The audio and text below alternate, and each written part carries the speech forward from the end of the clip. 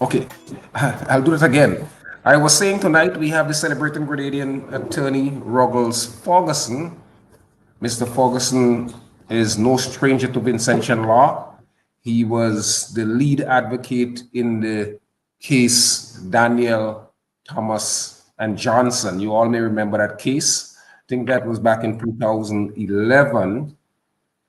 2011, the case that popularly became known as the teacher's case. That was the case where Daniel, Johnson, and Thomas had contested the elections for the opposition Democratic Party under Article 16 of the Collective Bargaining Agreement.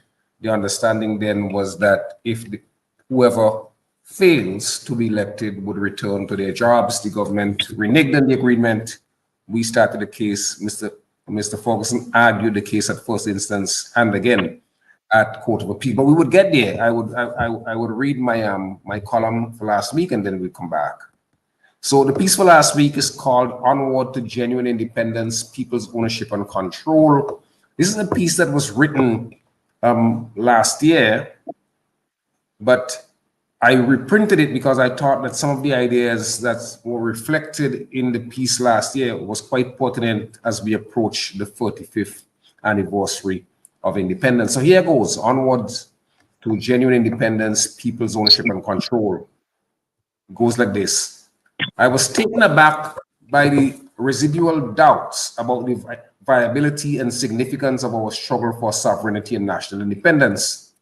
I had no idea that 44 years after achieving political independence, some people still believe we would have been better off with colonial overlords. To be sure, I belong to a school of thought that believes that achieving political independence is significant. Many of us in the progressive movement despise flag independence and the mere replacement of a white racist misruler with a black visage. During the discussion on independence, the Trinidadian developmental economist Lloyd Bess coined the term Afro-Saxons to describe such a person. The more foresighted and visionary among us demanded genuine independence, people's ownership, and control.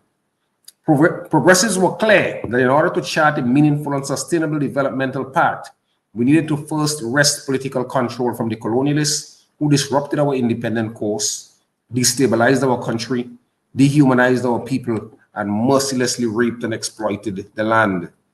We were so convinced of our country's development potential that when former Prime Minister James Mitchell opposed our country's transition to independence with the bogus argument that associated statehood with Britain protected us as much as sardines in a tin, many laughed in his face and told him where to go.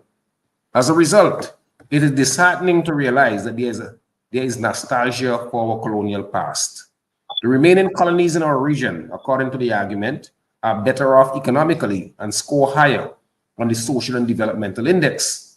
This argument ignores the reality that many colonies are similar to colonial showcases that arose in response to the regional independence movement that began in the 1960s. The argument utterly ignores the fact that colonial officials hindered efforts to integrate the region and attempts to bring the West Indies Federation, which was created in 1958, to an end. More crucially, having sucked the region dry, as former Trinidad and Tobago Prime Minister Eric Williams put it, Britain has consistently failed to engage the region in a reparatory debate that would lead to true and sustainable growth.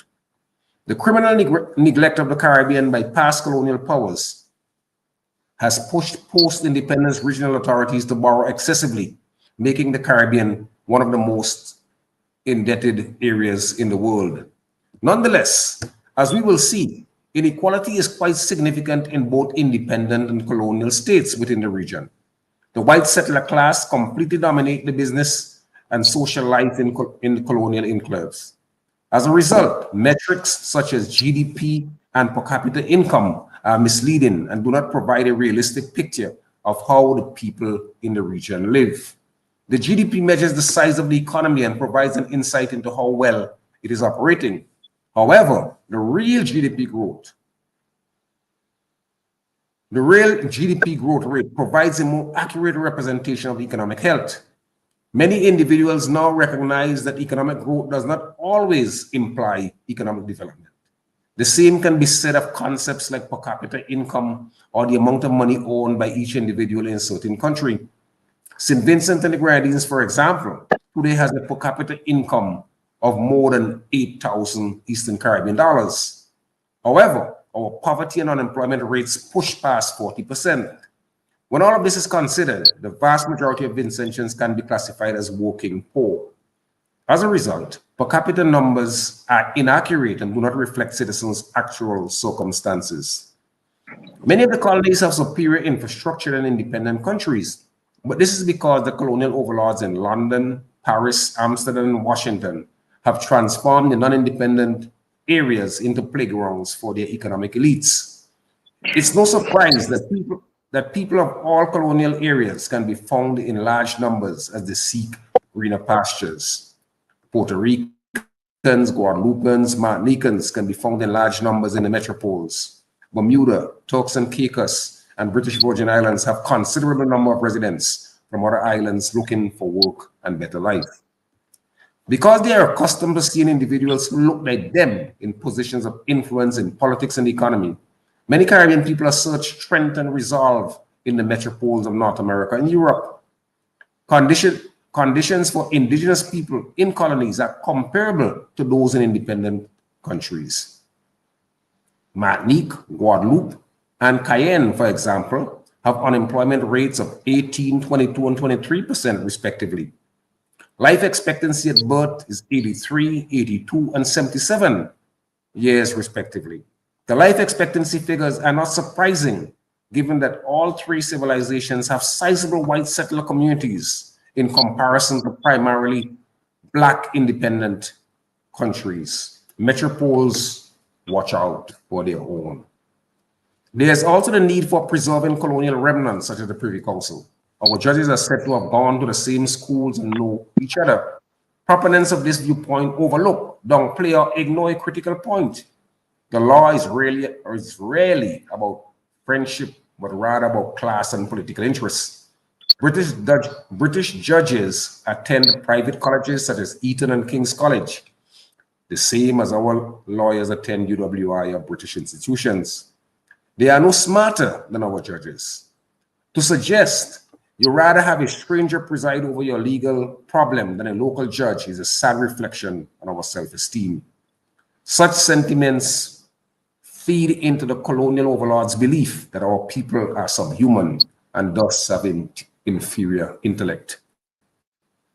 Returning to the halcyon days, quote unquote, of colonial control demonstrates a lack of confidence and self-worth. Such views are based on an inferiority complex, which believes that others are superior to us in matters of state. When all is said and done, all we can say is onwards to true independence, citizen ownership, and control. As I indicated, this piece was published November 2nd, 2023, and I reissued it with just minor changes. But we are not here to talk about St. Vincent developments. We're actually here to talk with King's Counsel Ruggles Ferguson. Ruggles, my friend, my brother, good evening. Hi, good evening, Jomo, and good evening to your viewers and listeners. It's nice to be on your program once again. I think I was on it Yes, you once were. or twice before. Yes. But we had real problems the last time, if my memory serves. You were not coming through clearly at all. But Okay. I think we have solved many of the technical problems, and tonight we're hoping to have a very good program. Ruggles, Mhm. I brought you on because I wanted to talk to you on a number of things. I know you're a lawyer. You're a lawyer of depth and some note. I think it is reflected in the fact that is it a year ago or 2 years ago that you became King's Counsel? It was a year and a half ago. Yeah, but a Yeah, year and a half ago. Yes. and I heard that you resisted it for about 15 years before that. No comments, Jomo. No comments. I think I'm you just, know my I'm just, position on several yes, things yes, yes. that I'm I just probably trying. Just Yes. trying to give you a due, you know. But Ruggles, Thank you. I want to take you back. There are a whole host of places that I wanted to go tonight, but I want to take you back to that case, the Thomas Johnson and Daniel Thomas and Johnson case that you did with Mm. us. When you came into that case, and people would know that case as the teacher's case, did you Mm. have the confidence that, based on your understanding of the law, that were you confident that we would prevail? Because those of us here who had started the case were very, very confident that we would prevail. But yes, certainly it was a unique point of law, and of course, as you know, when you are doing a case, there is no certainty that the court would rule in your favor. What you go in with is confidence in your own arguments, and you try to the best of your ability to persuade the court regarding your position. Now, that was a constitutional matter, and these matters always help to develop the law. One of the things about constitutional matters in particular, you have some legal matters that are not necessarily constitutional matters also falling into that category. Is the principles regarding the particular case that are important, and the application of the Constitution to these principles. And that, in a sense, was a very unique case in the sense that it was the state that was saying that they acted unconstitutionally and therefore sought to um, deny what was agreed to under a contract. If I actually, when you said 2011, I was saying, wow, that's quite a few years ago.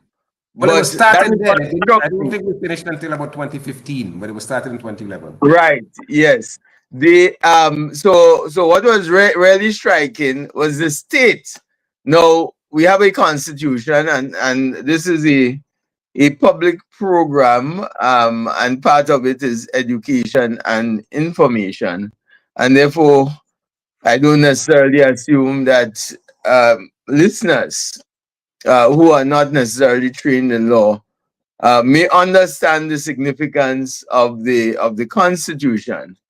Because the Constitution that exists in St. Vincent in Grenada, we have a common history out of slavery, a common history of colonialism, a common history in the struggle for independence. And we have similar constitutions, all of us who gained independence from the United Kingdom in the respective years. So our constitutions are similar, and the constitutions all contain fundamental rights and freedoms. That is one of the important aspects of the constitution, the fundamental rights and freedoms. And they also provide for the structure of the state, and very importantly, the principle of the separation of powers. The executive responsible for policy making, essentially, and the executive represented largely by cabinet, where the ministers of government sit and take policy decisions. And then you have the parliament, responsible for making laws for the peace, order, and good government of the country. And you have the judiciary, and that your judiciary really refers to the legal system and courts presided over by judges and magistrates. And you have, of course, the different levels of appeal, the High Court, the Court of Appeal, as you mentioned in relation to this particular case, and then you have at the highest level the Judicial Committee of the Privy Council, still the final court for St. Vincent for Grenada and a number of these Caribbean islands. So it is situated within the context of the Constitution and fundamental rights and freedoms that the um, teacher's case was fought. So it was a constitutional case, and if I recall correctly, teachers were provided under a much healed agreement with the um, with the option of contesting elections, and if they succeed, of course, then they have to enter parliament, and you can't be a parliamentarian at the same time and a public officer. And that's all part of the separations, important separations under our state structure and the constitution. But more importantly, if they contest and lose, then they cannot, they can return to their respective jobs in the public service. And in this case, if memory serves me right, the three claimants all contested and lost and were not able to return. And so the case, the defense of the state actually was that that agreement was unconstitutional.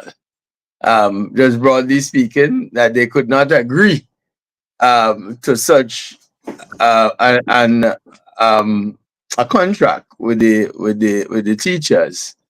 And the long and short of it is that the High Court disagreed with our position.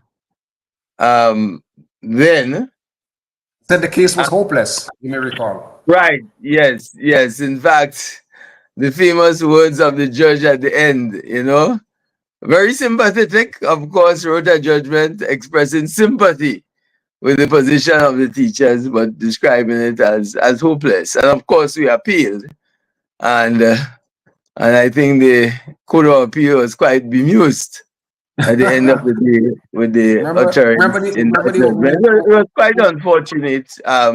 In fact, I felt there was absolutely no need to add that final. You don't, especially with constitutional matters,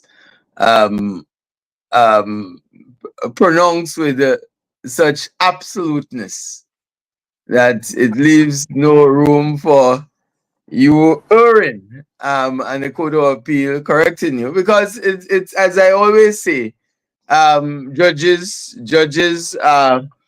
overruled many times. You have, you know, the Court of Appeal overruling the High Court. You have the Privy Council overruling the Court of Appeal, and even you have among the Privy Councils themselves being divided on matters, at times 3-2. And when some important constitutional matters are argued before the Privy Council, you know, and all 9 members sit. You have had situations where they divided 5-4, just like the U.S. Supreme Court.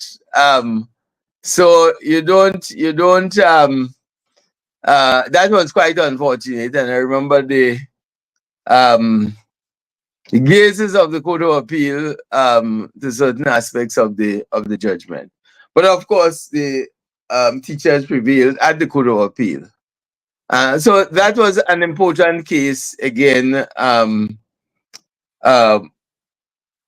regarding the Constitution and regarding the rights of teachers, teachers and public officers under the Constitution. As I say, all constitutional matters are important because, you know, it's only now, many years after the grant of independence, in the case of Grenada 1974. In fact, we celebrated 50 years of independence this year, and the St. Vincent and the Grenadines came after us. And the Constitution has stood as a document there, very important, but it has not been tested. and matters tested constitutionally under the fundamental rights provision of the Constitution. And the fundamental rights provision, maybe the one that people remember most, is like freedom of expression. That is one thing people remember. But there are about 13 listed fundamental rights and freedoms, including the right to personal liberty, the right to life, the right to protection from cruel and inhuman punishment, the right to protection against slavery and forced labor, the right not to be deprived of property, the right of freedom of conscience, including freedom of religion, the right of freedom of association, the right of freedom of movement, the right not to be discriminated against. All of these are fundamental rights and freedoms. And you have had over the years, in more recent times, the testing of the Constitution. Because as I mentioned earlier, the whole we operate under Westminster constitutions, and you have under these constitutions the separation of powers principle, that you have three main arms of the state: the executive, the legislature, the judiciary. And the purpose of that structure is to ensure that there are checks and balances. So the Constitution provides, in the case of Grenada, is Section 16. I can't remember St. Vincent off the top of my head, but it basically says if a person alleges that his or her rights under the Constitution have been in the past, are being present, or is likely to be in the future contravened, then that person can, under Section 16, I think it's approach section that. 16. I think it's section 16 in St. Vincent as well. Right, Section 16. So approach the High Court for declarations under that particular constitution. And we find more and more, which is a really good sign, we find more and more in the Eastern Caribbean, the utilization of the Constitution. And it's really good because the courts are then able, as the guardian, the courts as guardians of the Constitution, are able to properly interpret it, because that's the role of the judiciary. Parliament passes laws for the peace, order, and good government. The executive sets policy, and the court interprets the laws passed by Parliament, not the parliamentarians. So um, the interpretation of these laws are matters for the court. Which of the countries you think? Which of the countries you think are most? We have more of these constitutional matters of the countries in the region, based on your experience. Well, you have lots in Trinidad and Jamaica. You have lots of constitutional matters being taken in these countries, and Jamaica has the evergreen, I will say, Lloyd Barnett, Dr. Lloyd Barnett, who since the early 70s, he had that famous case of Hines and the DPP that dealt with the separation of powers, where Jamaica attempted to introduce a gun court, and it was challenged then. And Dr. Barnett, this is in the 70s. Dr. Barnett was one of those panel of lawyers, the battery of lawyers arguing before the Privy Council, Judicial Committee of the Privy Council. And today, Dr. Barnett, at 92 in 2024, is still as active as ever, delivering talks on constitutional matters. In fact, right now, uh, he is engaged in a series of constitutional presentations. One of the key organizers happening in Jamaica now. I think one is tomorrow, Wednesday, coming, if I'm not mistaken. But he's 92, amazing. And he is still attending matters before the becomes the constitutional matters.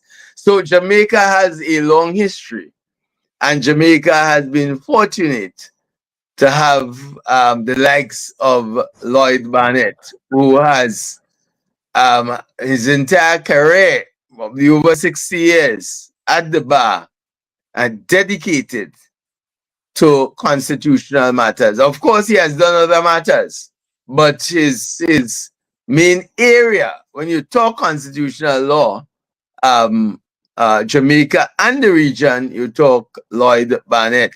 And then you have in Trinidad, you have the Douglas Mendes, for example. Douglas argues several constitutional cases. Um, in fact, he was involved. Oh, that one was argued in St. Vincent, but it was not a Vincentian case. Only on opposite sides. One which ended at the Privy Council. But Douglas is into human rights, and he does several of these cases. And you have other lawyers in Trinidad who focus on constitutional matters. And of course, so you have Trinidad and you have Jamaica. But among the other islands, I think we need And Antigua and St. Kitts have a fair amount of constitutional matters as well. yes, St. Kitts and Antigua. Antigua, well, and matters going to the Privy Council. You have a fair number out of Antigua. You have a fair number out of Grenada. I think Grenada and possibly Antigua may rank among the two countries with the most constitutional matters. And of course, in Grenada, we have our own Dr. Francis Alexis, who is considered a constitutional guru. He has been involved at all levels of constitutional law, all levels. He taught for years at the University of the West Indies. He has published several books on constitutional law. So he's an author also, and he is an advocate of constitutional law before the courts, and at all levels of the court, he has appeared before the Privy Council. But I think that it would be correct to say that Ruggles Ferguson is also someone who has brought. I know you're a very modest man, but you have brought a tremendous amount of matters. In fact, you just did a matter where you got a very important decision, the flogging case in Grenada. Tell us a little about that case and why you felt. In fact, I thought you might have brought like about what is 15 or 16 of those flogging cases, constitutional matters before they finally went to the court and you had a decision. But tell us about the flogging case Yes, well, this flogging matter, and there was a team of lawyers involved at the very outset because Grenada retained its flogging and whipping laws under, we have what you call a Pre-Larceny Act, and under Section 16 of that act, it authorized flogging as a form of punishment. And then you have under the criminal code too, that certain sections of our criminal code authorized flogging as a form of punishment. So this is actually a consolidated case involving three individuals who were flogged. There are some certain common features. One in relation to robbery, and 2 under the Predial Larceny Act. And, among the common features of the flogging is that when flogging is ordered, they take you straight from the court to be flogged. And So you have in no this right case, of appeal. all of them, You have no right? chance. You have no chance of appeal. Well, that's the point. You appeal and prevail, you're flogged already. And we had a famous magistrate who was very fond of flogging for all kinds of offenses. Um, he is When you say no all longer kinds, give us an example of some of the offenses. but not the for example I have flogging under the Predial Larceny Act. Right. Um, and you might have flogging in certain used very selectively, because it's not something that was commonly used and applied. In fact, most magistrates did not order flogging. Most magistrates did not order flogging. But one particular magistrate who, and I'm talking about the past, no, I'm not talking about the present, because there were several constitutional matters brought against that particular magistrate, and he eventually had to, um, resign based on the circumstances which he faced at the time when he resigned. Not a pleasant story for him, of course, but he ordered flogging as a routine measure, especially where young people were involved, because it's part of the law. So that was his choice of punishment under the law. There were instances where he ordered imprisonment, fines, and flogging, a combination of all three forms of punishment. But it's on the books. It's on the books, and this was a constitutional matter. A constitutional matter, and it relates to specific sections of the Constitution. So, for example, our Section 5, it may or may not be your Section 5, um, provides for protection against cruel and inhuman punishment. I think it's our section 8. Right. So, these are circumstances in which these folks were um, beaten after the sentence was ordered, and injuries sustained. The application of force depends on who is logging you, and there are those they strip you and they put you on this board. It requires medical treatment. You must be checked to ensure that you are healthy enough or in a position to receive the flogging. And in all these cases, that was not done. The interest was to flog immediately after the sentence was imposed.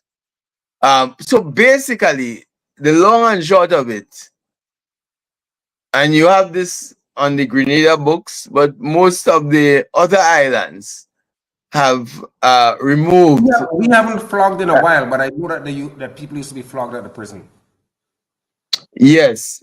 So in this, it came under one, inhuman and degrading punishment and treatment, and one has a constitutional right not to be subject to cruel and inhuman punishment.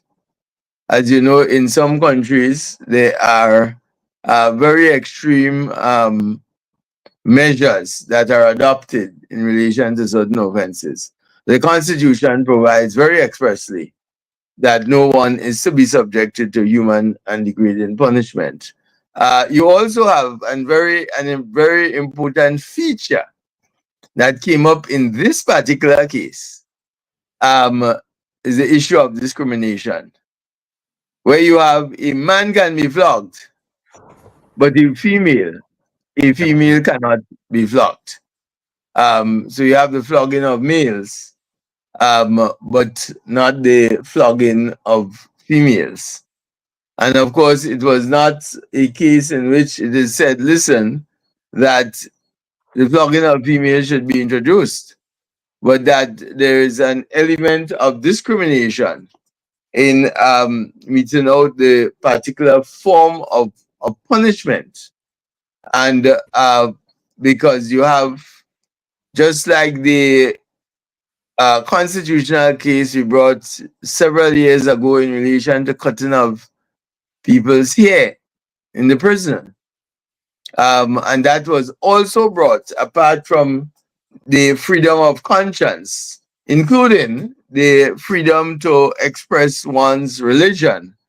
But it was brought under the discrimination point because the rules provide that the hair of a male prisoner shall be cut, but the hair of a female prisoner shall not be cut. And you had people who were, for example, Rastas and grew their hair for 40 years, subject to some 3-month sentence in imprisonment. And in fact, it was then I discovered that one of the first tasks undertaken by the prison authority is the cutting of your hair, irrespective of, in other words, you get a free haircut when you enter the prison. In fact, I was shocked at the time to learn of it, and we immediately moved the court, not just moved the court, but wrote the prison commissioner to indicate that this matter would be the subject of a constitutional point. Yes, so, but this generally, as I say, flogging, all of these are relics of a past. Basically, which started in under slavery. An acceptable form of punishment if the slave owner did not find that you worked hard enough to his satisfaction, and given that slaves were not considered human beings, they could be flogged or whipped at the um, at the discretion of the owner, So because of course they what were did things. was it Justice Glasgow who dealt with this case? How did he Yes, rule on exactly. how did he rule? What were the points he thought No, was no, central? yes, yes. Basically, he declared it to be unconstitutional. Okay, In the case of the under the Predial Larceny Act, I see. it was removed entirely from the act because it is an act subsequent to the Constitution. Because you know these famous Yes, yes. saving law clauses under the Constitution, where you can retain all forms of punishments. In our case in Grenada, the Constitution will be read with such modifications that are consistent with the human rights provisions.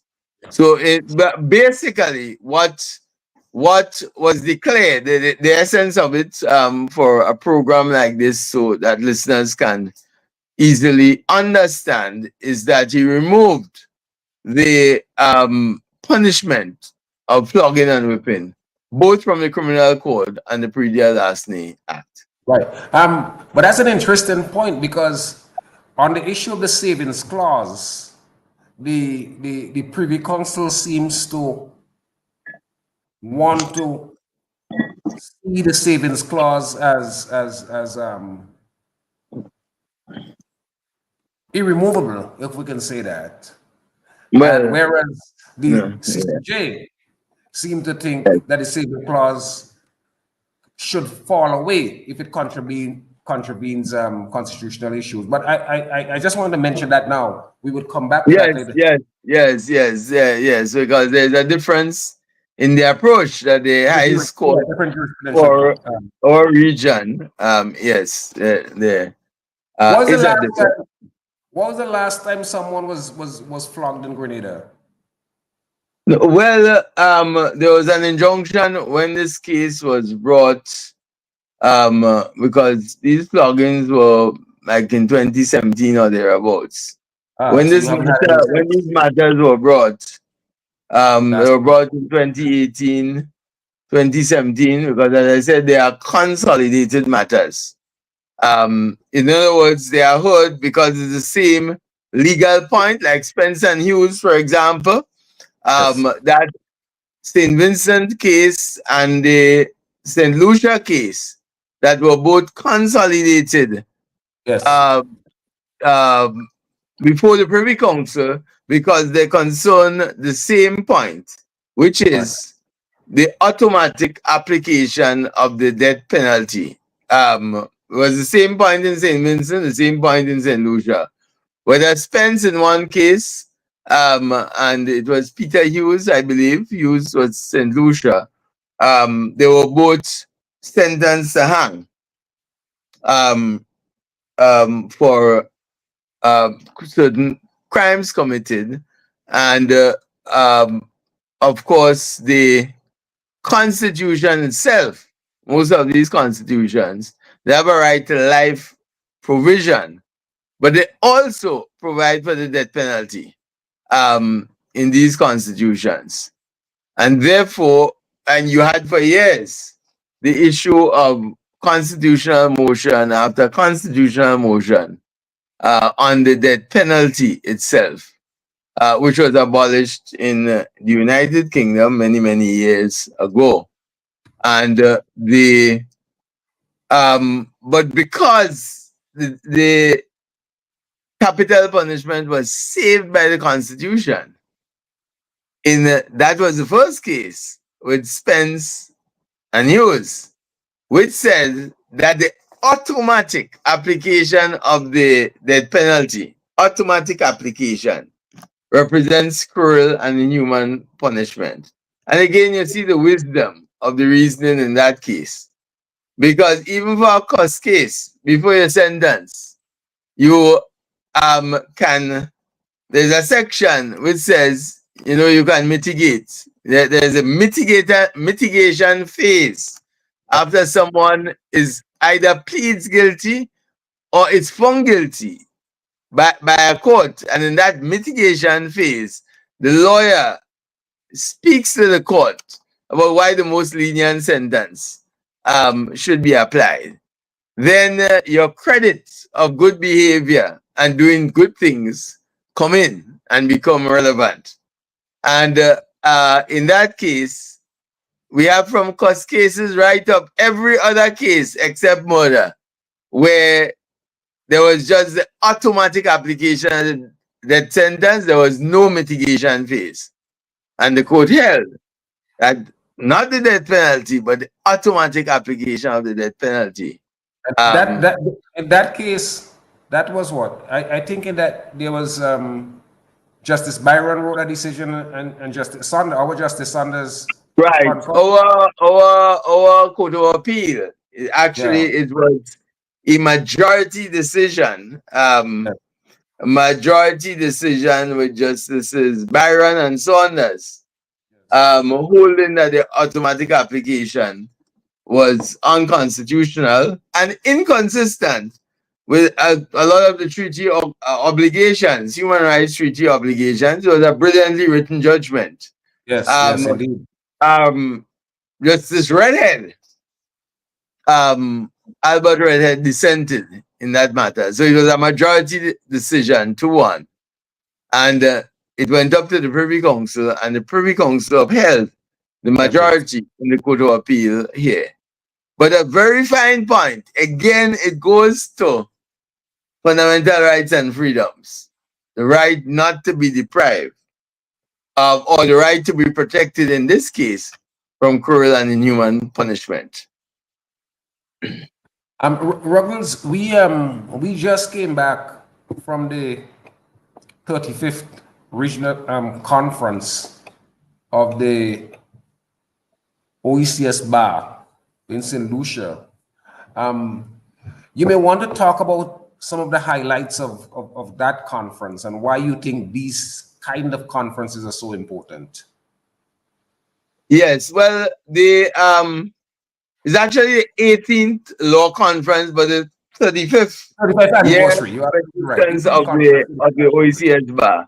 And again, it just shows at all levels the importance of organization, as I say all the time, the importance of having strong bar associations and the importance in a sub-region like ours, where you have 9 islands, basically, from BVI up north, you have what you refer to as the overseas territories, BVI, Anguilla, Montserrat, and the 6 independent states, Antigua, St. Kitts, Nevis, and what we traditionally know or knew as the Windward Islands, Dominica, St. Vincent, St. Lucia, and Grenada. So these 9 islands operate under one code system. And the OECS bar was formed 35 years ago and is the umbrella body for bar associations in the region. So essentially, what happens at the law conference every year addresses cutting edge topics, brings the lawyers of the region together. And as you saw from St. Lucia, it was a great turnout, high quality events. And the OECS Bar Association is known for these high quality events. I remember we had that conference, we have hosted it about twice or 3 times, I think twice before. And I remember that particular year when it was 2016 or 17, there was one of the leading Queen's Councils, um, leading Queen's Council from the United Kingdom, who came down to do a paper, and he was saying then that was the best. He had been in practice for over 40 years, traveled the world. And he was saying, this is the best conference he has ever attended in terms of the organization and everything. And you know what it really tells us?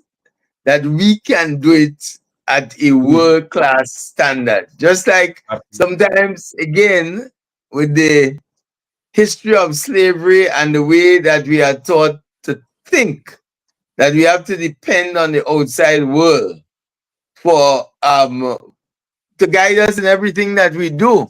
And we are somehow hopeless and incapable of charting our own destiny. But the OECS Law Conference is hailed internationally as a well-organized law conference. And actually, the concept started off in St. Vincent, with the St. Vincent Bar Association at the time, under the leadership of Nicole Sylvester. It started off in 2004. And it actually started off as an internal thing that the St. Vincent Bar Association will have and will, invite lawyers from the region. And it was basically expanded to include the OECS Bar. So the OECS Bar Association has been hosting it for several years. And what it does, there's representation from all bars throughout all the 9 islands that I refer to. In So fact, there, this year there was 158 lawyers, which was really right. impressive. So you're talking about interaction, people to people. And that's really what real regional integration is about, the people to people contact. But very importantly too, it's one of the continuing legal education exercises every year because I deal with cutting edge law. What is happening with the law at various levels? And as you recall from the program, there were several areas of the law focused on. You had intellectual If property. yeah, I want you to spend, because the audience may not have a clear appreciation of things like international property, but I think that they may better able or better appreciate the session which was done by judge, magistrate, lawyer Ramdani on the whole question of reimagining justice. If you can spend a little Right. time talking Yes. about that. Yes. Yes. Well, I just want to mention Go intellectual ahead. property Go ahead. because you see, Jomo, one of the things, intellectual property is big. It's just not big in these parts of the world, but it's big for our economies. And the whole issue of trademarks and copyright, patents, the whole issue of how you use the geographical locations, identifying things from different countries. So, for example, you might have Grenada and spices, Trinidad and steel band, and how you patent a lot of these things and how you use trademarks because it's really for economic development. And what I find is that too many of our people in this part of the region don't fully appreciate the value of intellectual property. But I just say it in passing. That is one of the topics to show the breadth of topics that Yes. one deals with at the law conference. And of course, you had as you mentioned, the criminal reimagining justice, which dealt with primarily the criminal justice system, and we had great presentations from Darshan Ramdani, King's Counsel, And former former Attorney General of Grenada, and involved a lot in. He's originally Guyanese, and is involved a lot in legislative reform taking place in Guyana. And then, of course, you had the second member of the panel, excellent, both excellent, Zita Barnwell, president of the St. Vincent and the Grenadines Bar Association. Both gave very, very great presentations. But again, what comes out of these presentations, as we always allude to, is the paucity of practitioners in the practice of criminal defense law. It's an issue in the Eastern Caribbean. But it is such an important area because, again, for the area of criminal defense law, that we have so many, in almost every island, you have a handful of people practicing it because it's not as lucrative as other areas of the law because most people who end up before the criminal justice system are precisely those who can't afford a lawyer. And then you have the issue of, people entitled to fair trials. The hardest thing for a judge is to have an unrepresented litigant who does not understand the rules of court representing himself. Unfortunately, in each of our islands, we have a group of dedicated attorneys who understand the importance of criminal law, the criminal justice system. And it's an area too for the up and coming professionals where it really hones, develops your skill in advocacy, or to cross how do you examine, or to examine in chief, or to re examine, or to think quickly on your feet. That is in the criminal court. That is in the criminal court.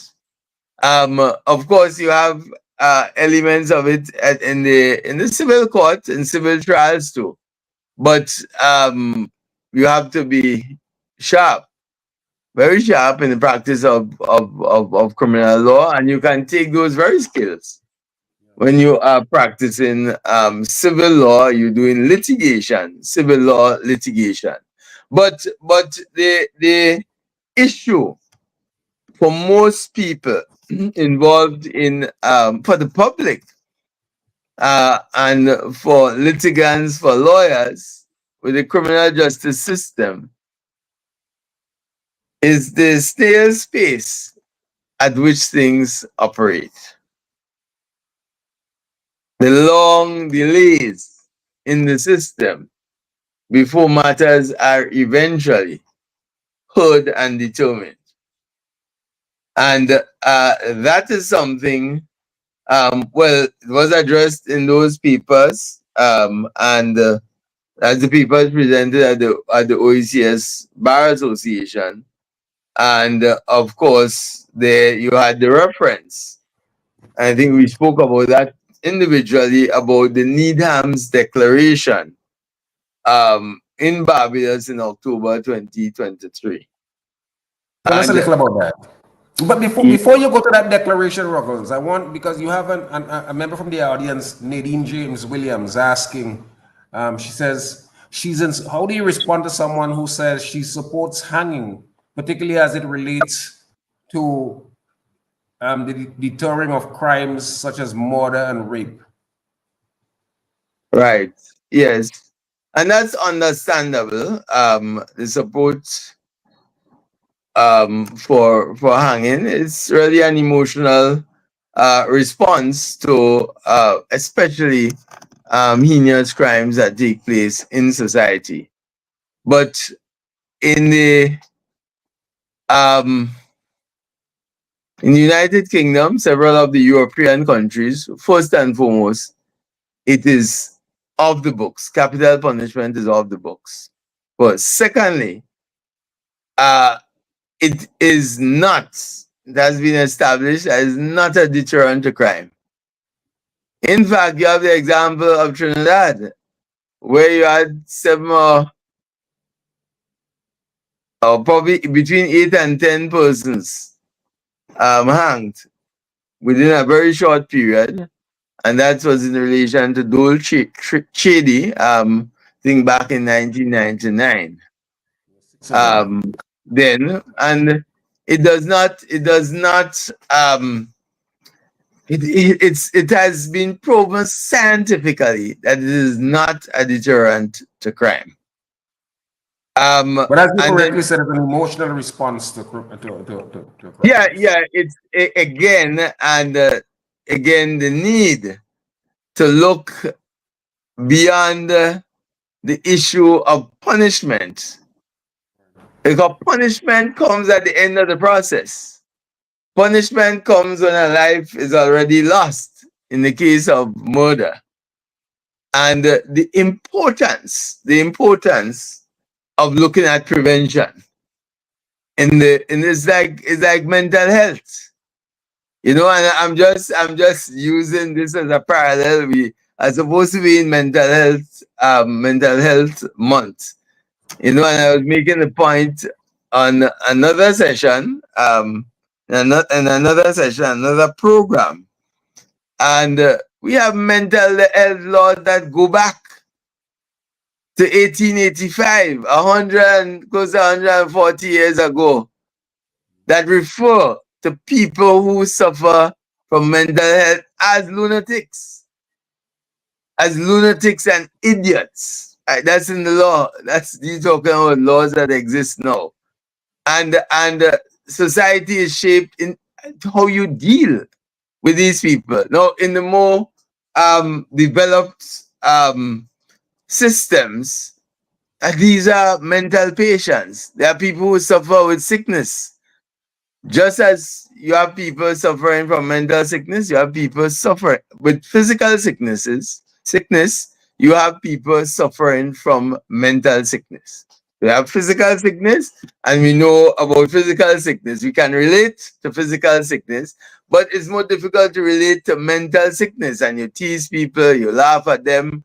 But in modern legislation, they're referred to not as lunatics, not as idiots, but as mental patients. You have to bring society to that level where and they are entitled to all the fundamental rights that all other citizens are entitled to. So the Constitution does not say, save for people with mental illness. Everybody is entitled to freedom of expression. No, they are entitled, but the laws don't reflect that. And you have, I'm not too sure in St. Vincent, but I know in several islands, and Grenada included, when these people, we have a mental hospitals act. And you have people who go into the mental hospital and 40 years later they're still there. Imagine you have somebody going in a regular hospital and 10 years later they're still in hospital, right? But it is a reflection of how, because you can just dump them there and leave them there, basically. And so there's no, in modern legislation, there's emphasis on treatment. There's emphasis on bringing them in to a primary healthcare system where you don't wait until they get violent and then you're calling the police and the police know how to deal with force. And somebody gets shot and killed or seriously wounded. You know, I say that to say how legislation shapes, in a way, how society thinks. So, for example, with these in the sphere of criminal law, and both in Darshan Ramdani's presentation and Zita's presentation, deal with the question of reform, right? Reform, and how do you in terms of punishment to make these people who come in contact with the criminal justice system not recidivists who just continue to go back to prison for misdeeds committed after they come from prison more qualified probably to commit crime because you have no effective programs to deal with it. So if you don't introduce reform programs, there are people going to prison who are unable to read and write, for example. They spend 5 years in prison, they come out still unable to read and write, and probably more still in the commission of a crime. Who suffers? The public suffers.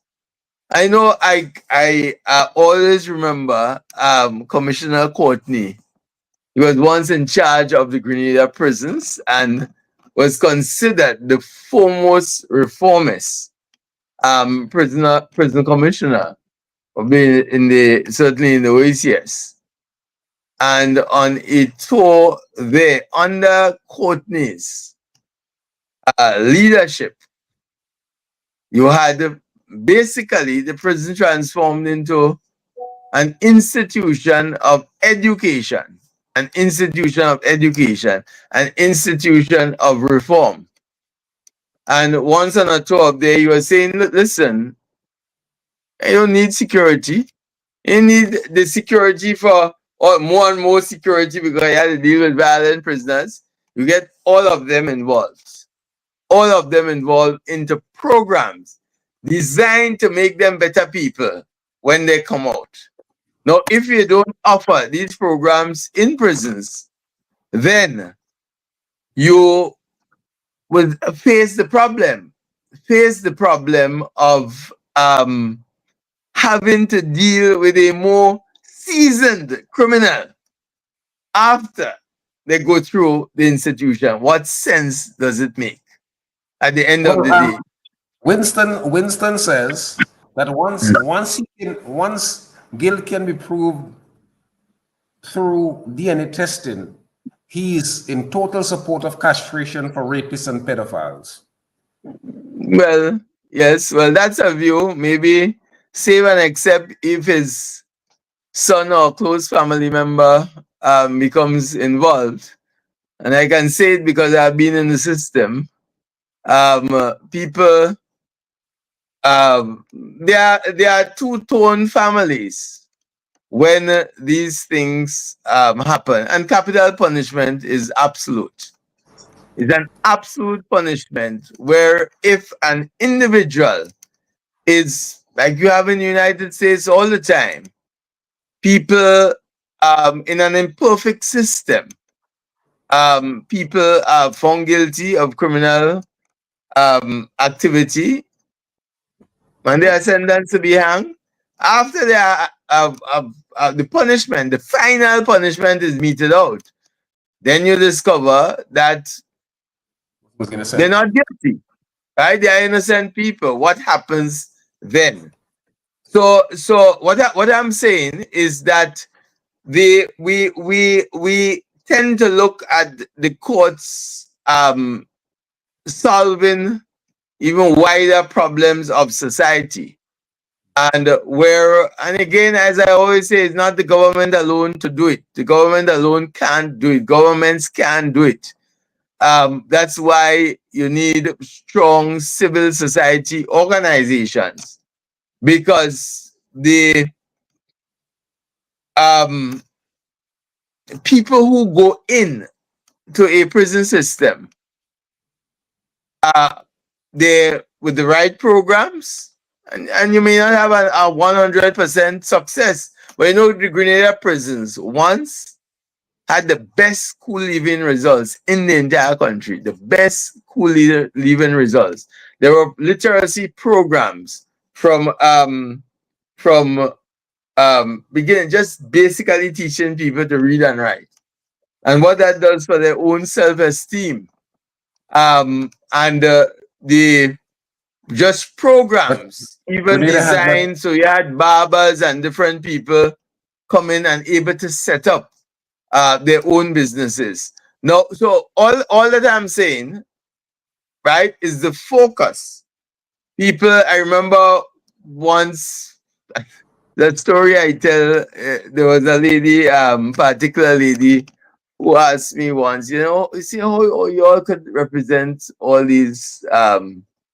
um, these criminals, these people who um my Bad whole guys. lawyer can do that. And Bad again, guys. there is, and I must make this point because I always make it.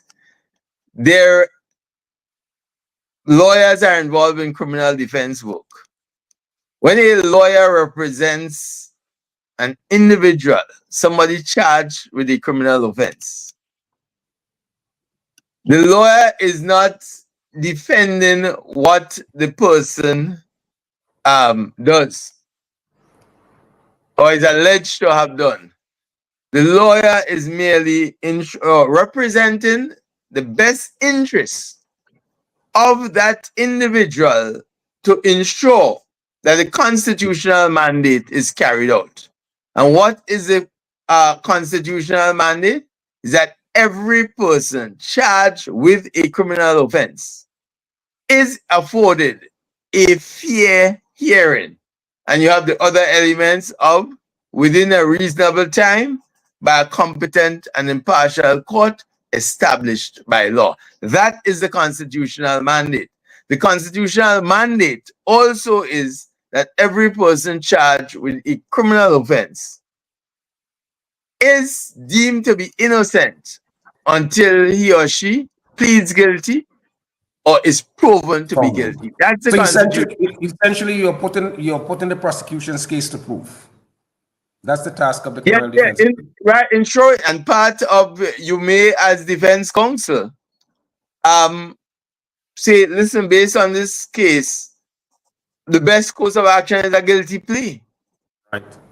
right? Because But again, how do people who how are do you charged are not respond? legally trained. So, for How do you respond? example, sorry. How do you respond to the persons who say, "But look, why should I pay you as a lawyer if you were telling me to plead guilty? No, well, because pleading guilty might There are benefits. There are be the benefits of best pleading. options because there are legal benefits in a guilty plea. So, for example, in a guilty plea, and all of these things you discuss with the client. At the end of the day, the client makes the ultimate choice. And there may be people who they are charged, and you.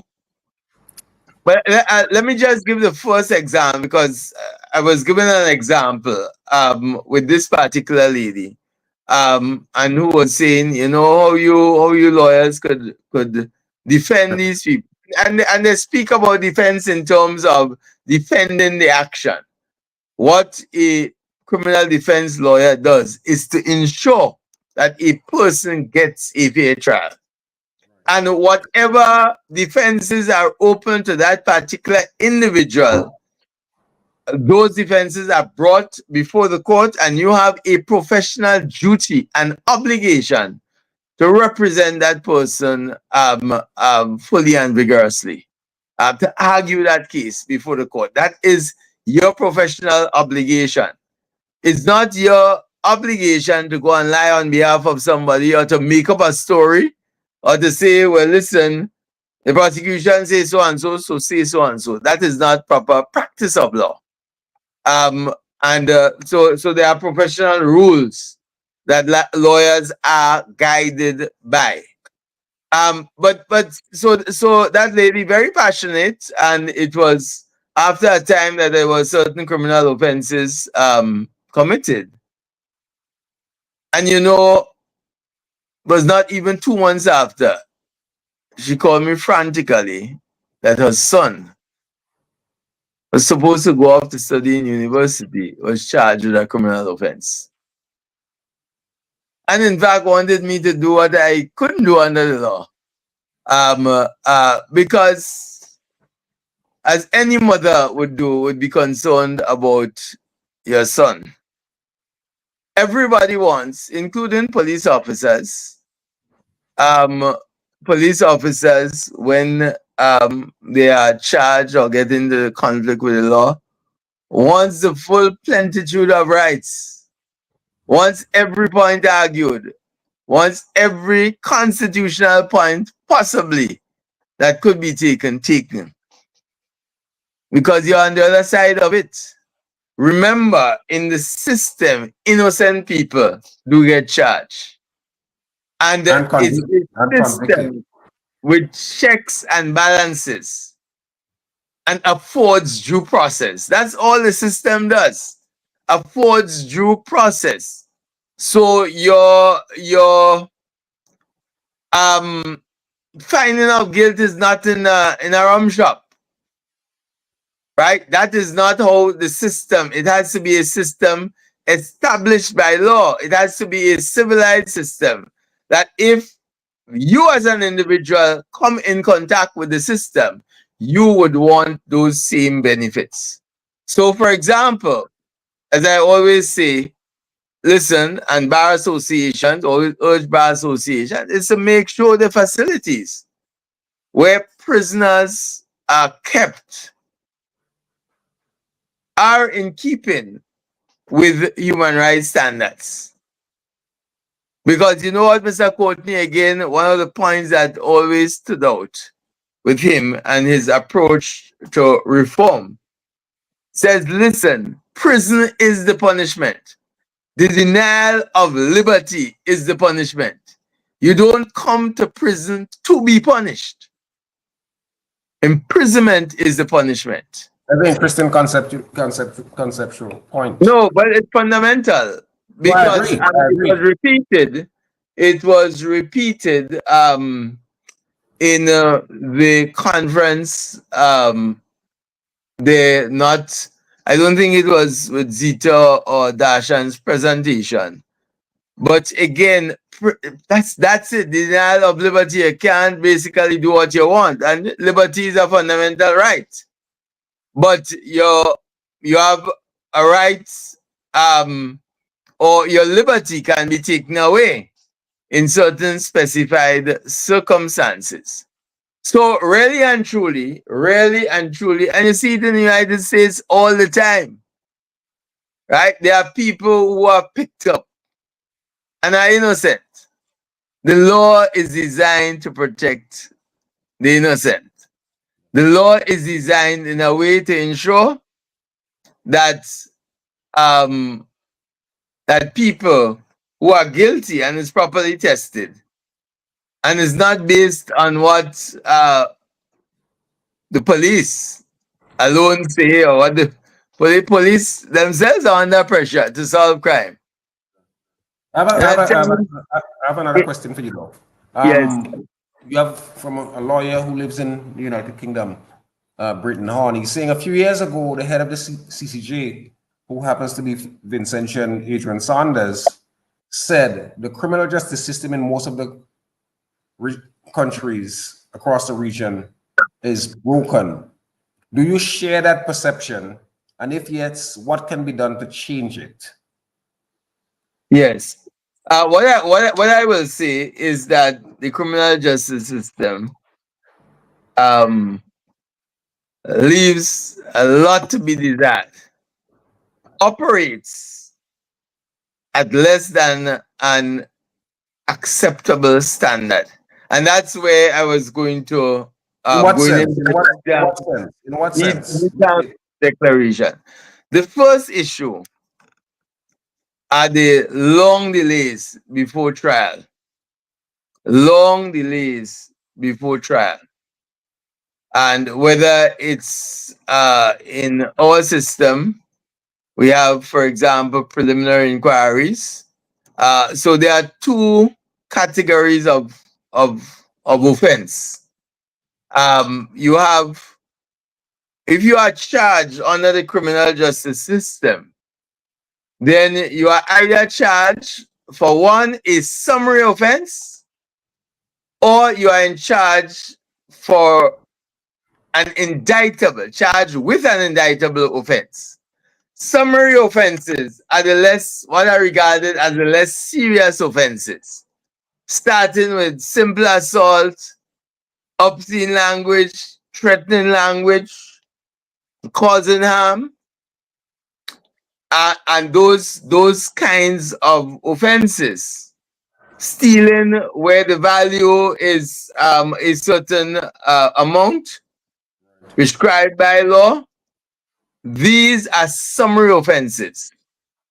And with a summary offense, a magistrate can hear and determine a summary offense, meaning a magistrate can find you guilty or not guilty and sentence you. So the magistrate conducts a trial. If you are charged with an indictable offense are the most serious offenses, and sexual offenses fall in that category. The most serious sexual offenses like rape and so fall under the murder, attempted murder, maiming, causing grievous harm. In some places, causing grievous harm can be summary. But it's generally maiming is where a limb is lost. Dangerous harm, all these are indictable offenses. And what happens is that it starts before the magistrate, before it goes to the High Court. So, for example, the magistrate, unlike with a summary offense, where the magistrate conducts a trial with an indictable matter, it goes to the magistrate for the conduct of a preliminary inquiry.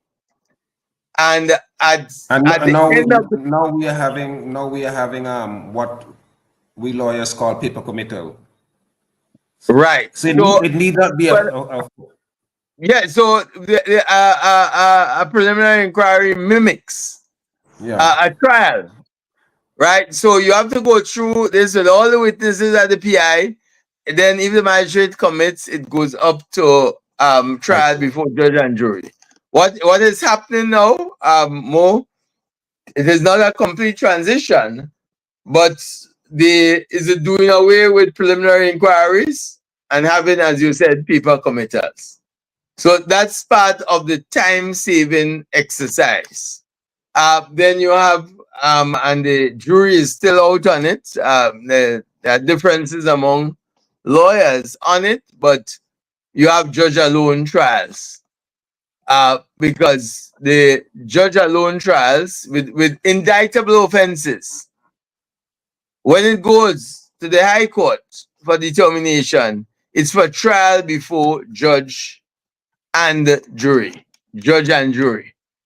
Where the judge directs the jury on law, as is said, when it's an indictable offense, you have two sets of judges. You have the trial judge who controls the court, who is the judge of law. The judge directs the jury on the law, and the jury has to accept what the judge says on the law. However, the jurors are the sole judges of facts. And sometimes there are many issues associated with jury trials.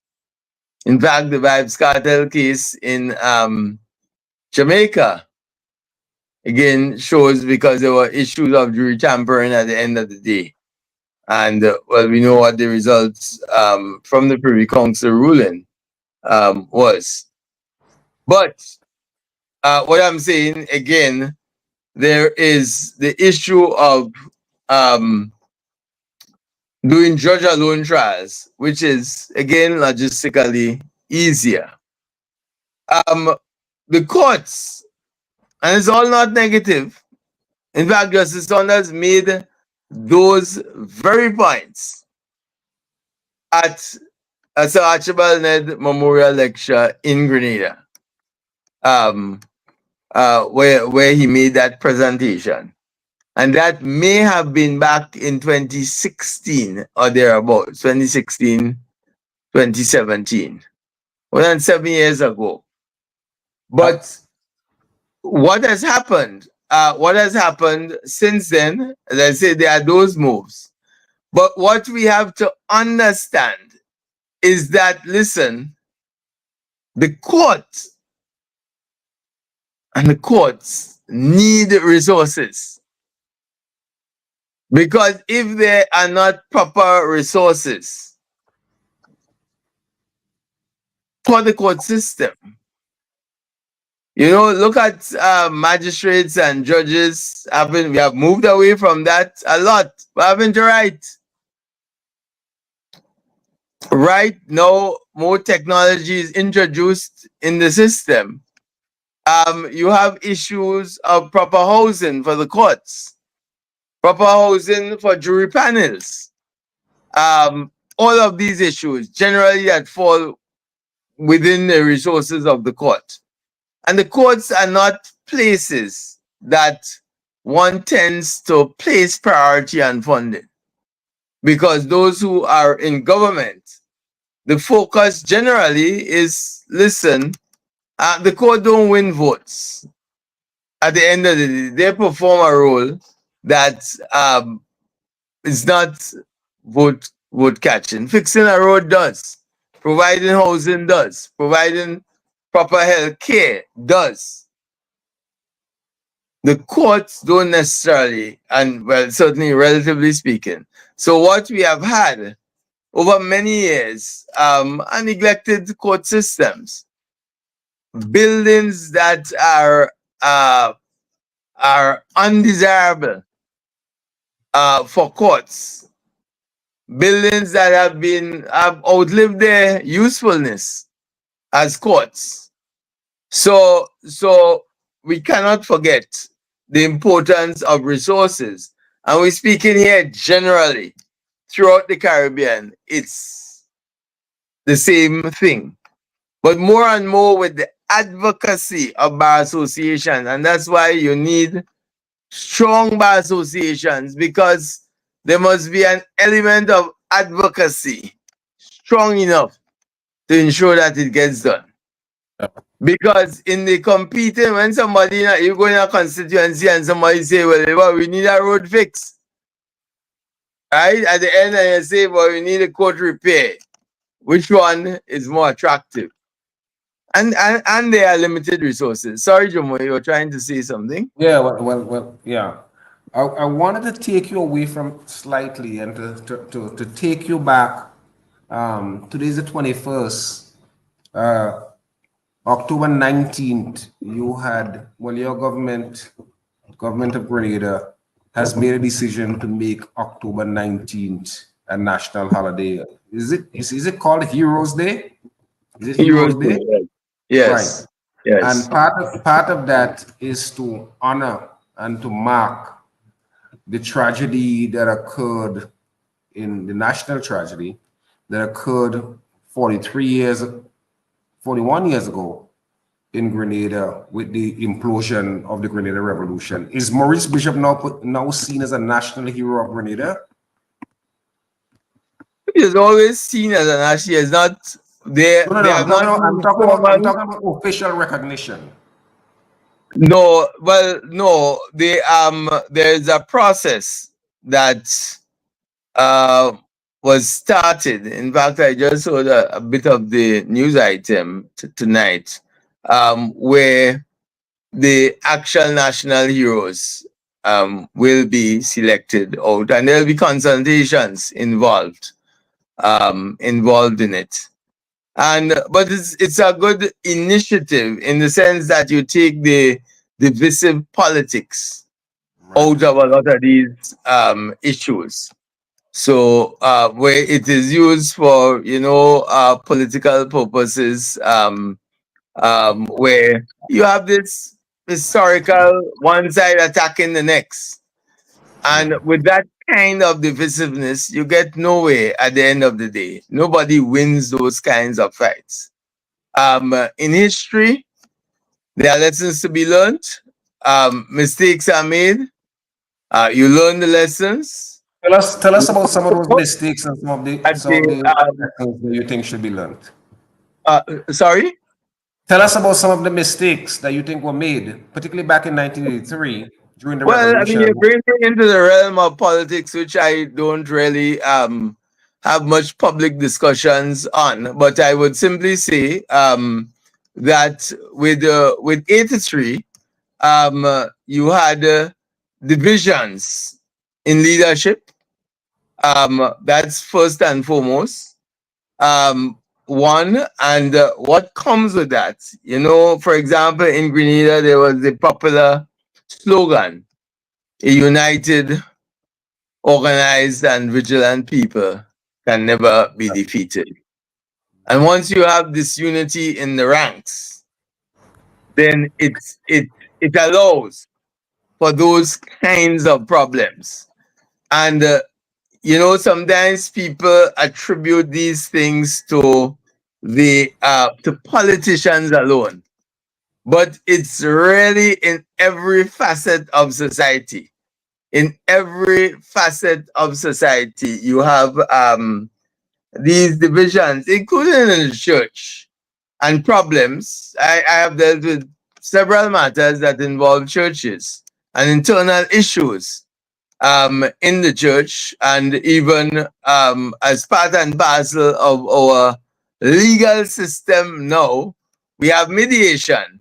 We have mediation as part and parcel of our legal system, which I always say is the best thing that have been introduced in the court system since 2004, because it has introduced a new culture of solving and dealing with problems. And even though, because our court system is adversarial, the criminal court system is adversarial. You have defense and you have prosecution. The civil court system is adversarial. It was always designed for a winner and a loser. But with the introduction of mediation in 2004, the court now, as part of its official process, allows at a point in time for litigants who have entered an adversarial system to go over the table and talk with their lawyers, to have a discussion. And I can say in Grenada, mediation has been a success story. But And I am a convert to mediation. And I believe most problems, the vast majority of problems in the justice system, in the civil justice system, can be resolved through mediation. I've done since 2004, well over 300 mediations, formal mediations in the court system, and close to 70 of them have been resolved. And these are people who get at each other's throat, where mediation starts off with people wanting to fight, parties wanting to physically fight with each other. And there's a mediator there, a mediator who is trained. And but you must have the lawyers there as part of that mediation story, because they are the ones who can resolve problems. So, and that culture is important, because whether it's in politics or elsewhere, like in 83, what you had, the very sad outcome where people who have been historically close with each other, no doubt committed to a cause, sacrificed a lot, um, then differences arose. And those differences eventually led to death. And the implosion of a process that was a popular process. And a lot of it, again, has to do with life. Again, in life, and you learn as you go along. When you are in leadership, especially, and I'm again, it applies across the board. Sometimes we apply these things to politicians alone, but it can be an organization that you lead. The if whole any, if issue of, any, sorry. I was gonna ask you if anything in that tragedy of '83 led you into the law. No, well, no, not really. In fact, maybe I was diverted from the law, but came back in the law, in a sense. But again, it really emphasized the importance of, for example, understanding human beings, and especially when you are in leadership. Um, to understand your troops. And again, it goes back to the pressures in which leaders operate under, and the kind of errors and mistakes, especially in the context of a revolution, that can be made. So, but again, regrettably, a lot of it was came down to personalities. So yeah, everything reduced to personalities, and it became a code thing and a bishop thing, and analyzed in the context of um, personalities, power struggle, and through those eyes. And that is why it's extremely important that people who are more interested in the objective have no interest in any side. It is part of our history. March 79 is part of our history. We can't avoid it. October is a part of our history that we can't avoid. We can't reverse it. It's part of our history. And therefore, we can learn the lessons of it and engage more in the facts. In the facts, in other words, what led to certain events, and how events unfolded, and uh, the errors, the value of patience, the value of tolerance. Always, especially when you are a leader, the ability to deal with pressures and criticisms and the like. And that's why a leader is a leader, because a leader, the role of a leader is to lead others and not to be led. Not to be led by followers who may not, who would want to see things happening. It's like in the criminal justice system, it's no different. So they say, listen, there's a killing. The first reaction is let's bring back hanging, right? Let's bring back hanging, and again hanging. Two families affected. Those of the persons convicted, and those of the victim.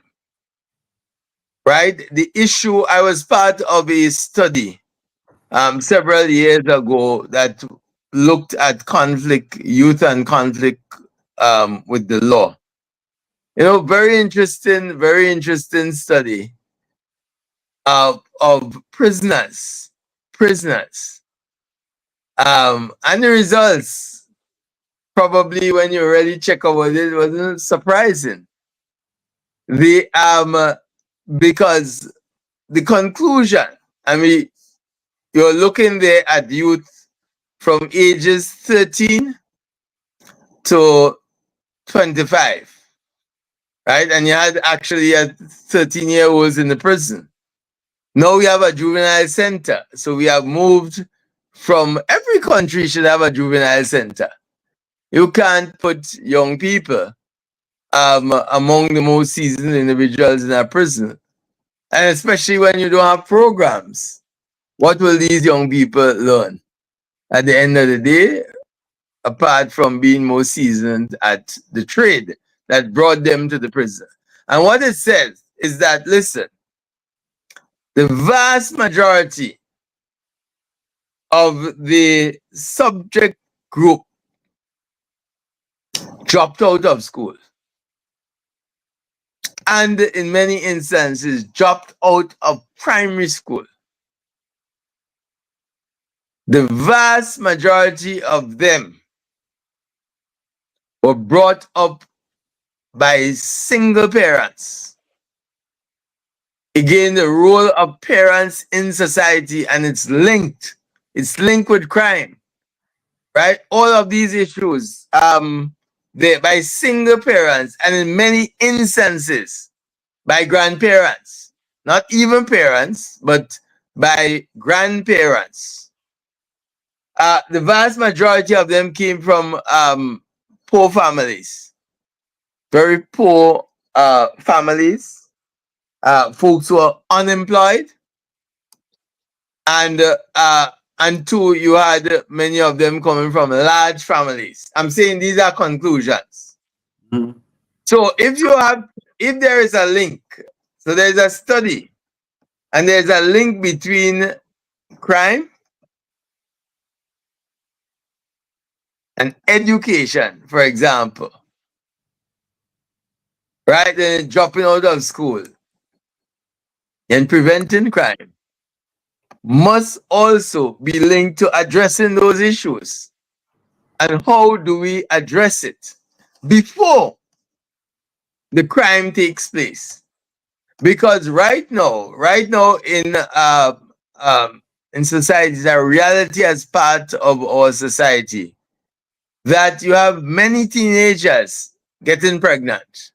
Many of them are not at the mature level themselves to bring up, to raise children. As it was always said, it takes a community to raise a child. And so you have these single parents who fathers don't support. And you have these problems, even they get a little maintenance, they have to go to the court to get it. Or some of these fathers have many children and no income. How do these people survive? Are there programs to deal with that? And isn't that the start of nurturing someone who would most likely end up before the criminal justice system? and there are few who may not end up. Then what it again comes to the duty of society. What can we do as opposed to helplessly stand by and just when the crime is committed, again there's an outcry until emotions die and another one is committed. What are we doing as a society to prevent, to deal with the issue of prevention, to address the issues that precisely and scientifically says lead to crime in the first case? There's a You know, question. sorry, Jomo, go ahead. Yeah, I wanted because we are running up on time, and I want to raise this with you.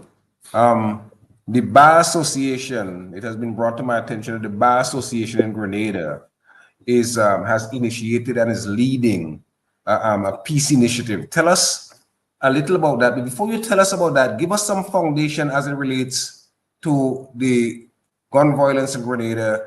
What has been the number of homicides, let's say in the last 3 years? Because in last year we had a record of 55. The year before that we had a record of 42, and this year I think we are at either 37 or 38 already. Yeah, So wow. Yes. That's high. That's high. Grenada historically has been relatively peaceful when it comes to um, murders, especially. You have our murder rates was in the single digits for many years, single digits. And the I'm not sure what the current statistic is, but generally it will be under 20. It will be under 20. Um, Now you have had, and that is the other aspect of it, and that's why again leadership is so important, vision is so important, collective action is so I was important. I wasn't hearing you for a while, so I don't know if you were speaking all that time. Oh, sorry. Yes. Maybe are you hearing me I now? think we had some connectivity problem, but continue. Okay, are you hearing me now? Yes, clearly. Okay, yes. I was saying, did you hear when I made a point about digit? Grenada had for many years No, I did not hear single that. digit a single digit murder rate, not even Right, double figures.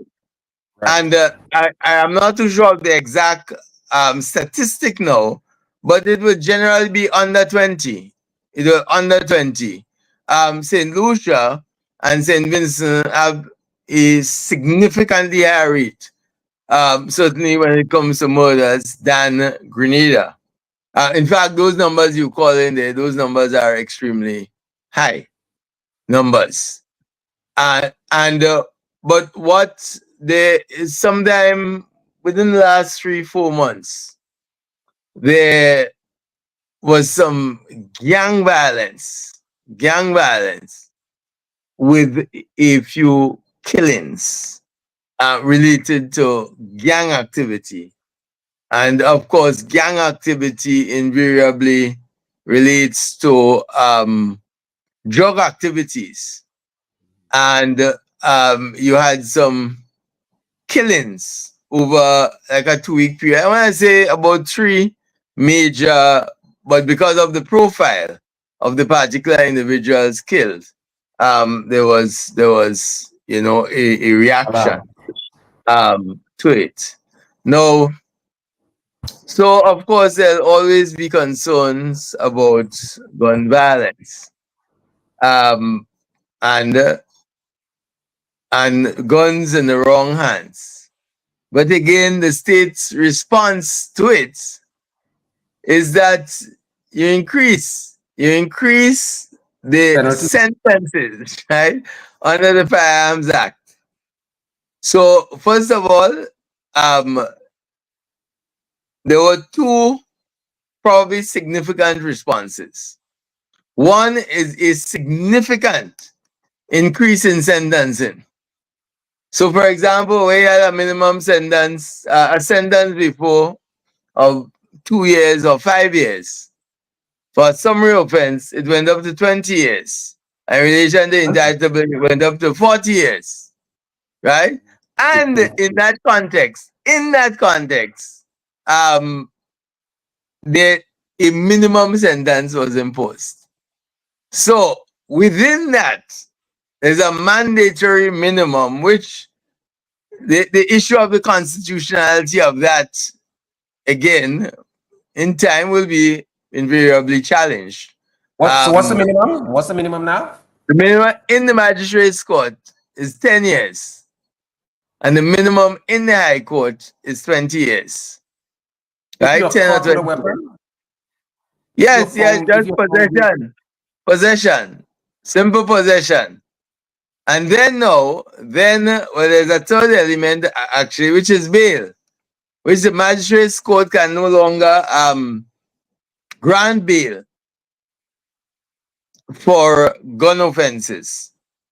So before, the only offense that the magistrate could not grant bail for was murder.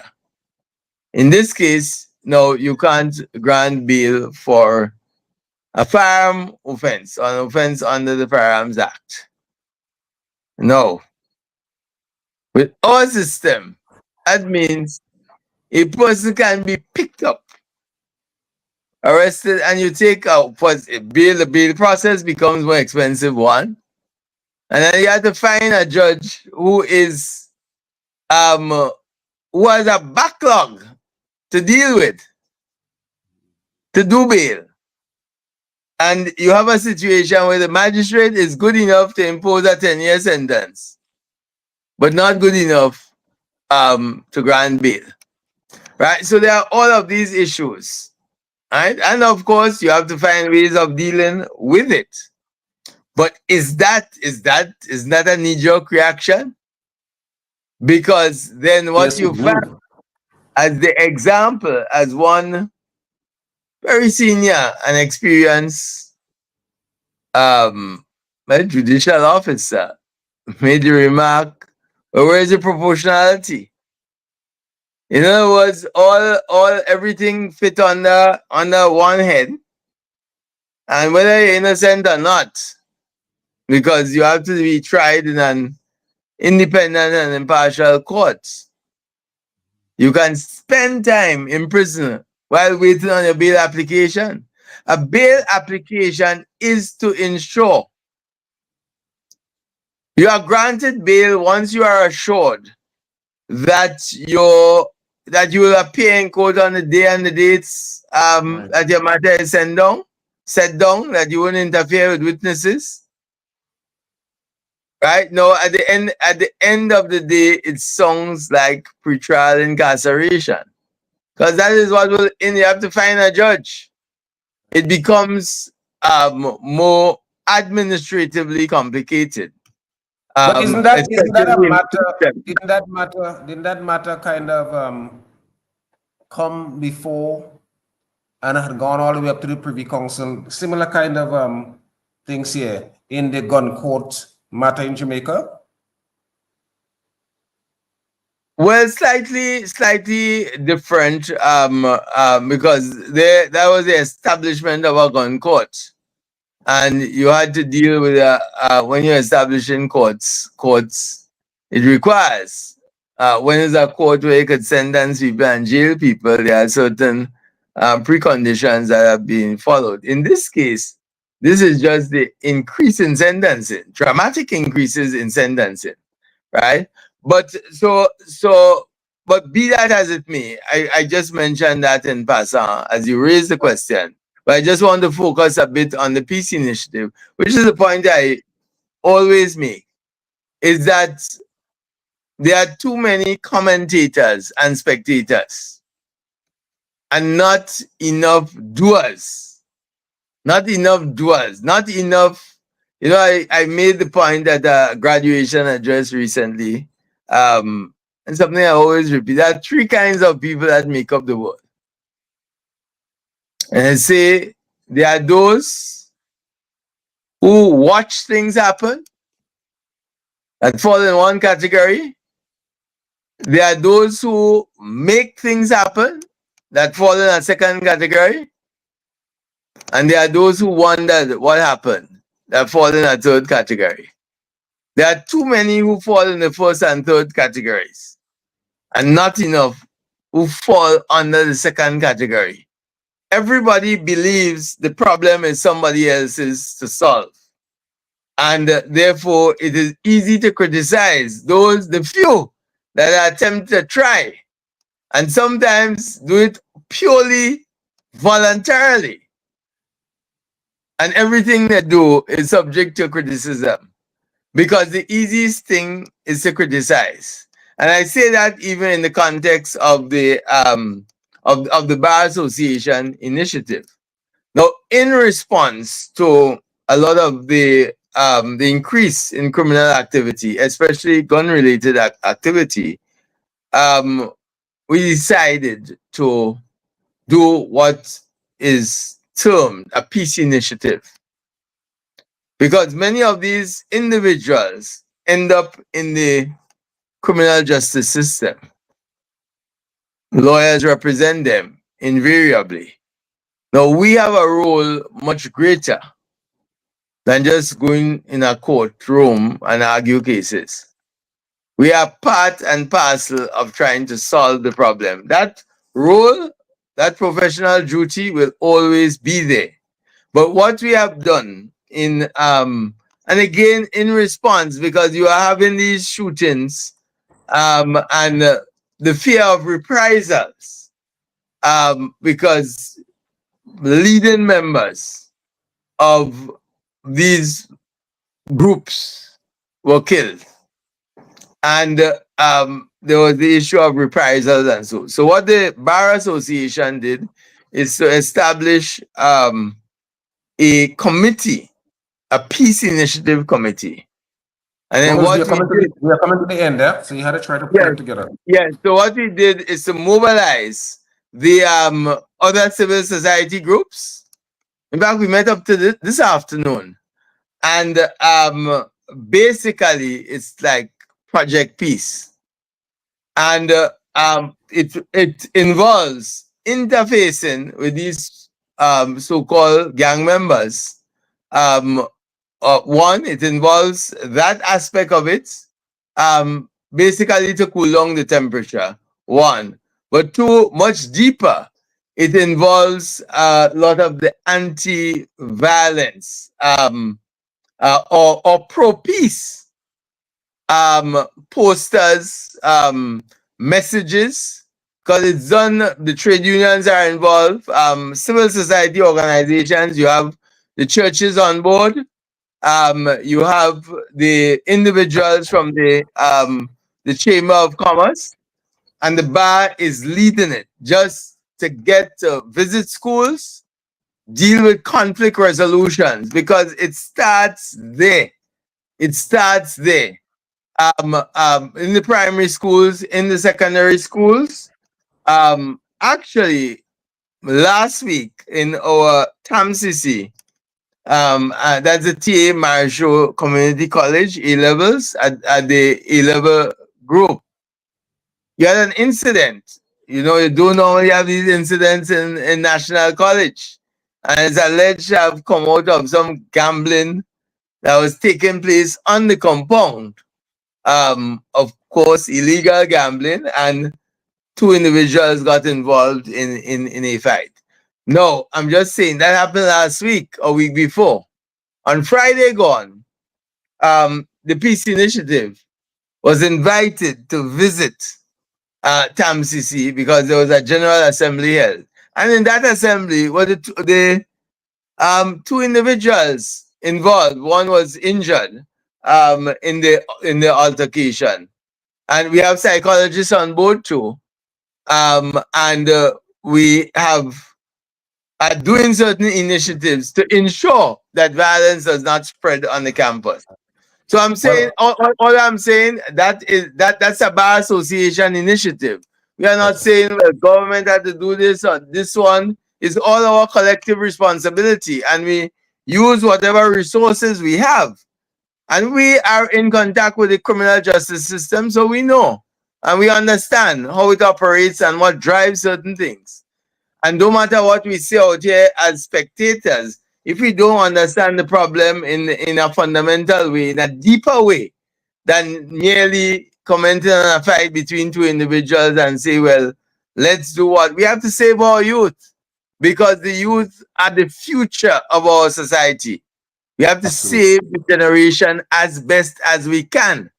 And that remains our collective responsibility.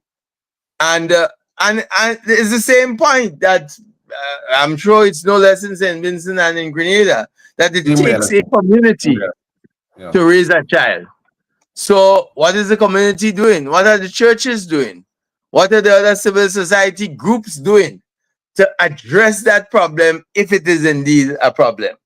So I Ruggles, know time is going, Jomo. you are a lawyer. You are a lawyer, and I know you are quite enthusiastic about these matters, but I can't allow you to go on illegally. We have robbed 3 minutes of somebody else's time. It's now 10 Oh, sorry. minutes My after 10. apologies. So, Ms. Andy Freitas was quite intrigued. She says a part 2 is due, so I can have you come back on sometime. But we have to close it here. And I want to thank you very, very much for coming and doing what you do and doing what you do so well. I am glad and to know you and to hold you as a friend and a brother, as a comrade in the fight for social justice and judicial reform and everything else. But I want to thank those persons who came on. I want to thank all of you who made comments. I want you to remember to read, pay close attention, because what you don't know can kill you. Until next week, Jomo Thomas saying good night from Voices. Thank you so much, Ruggs. Yes. VFM 99.9 presents Voices, a talk show that's not just new, it's phenomenal.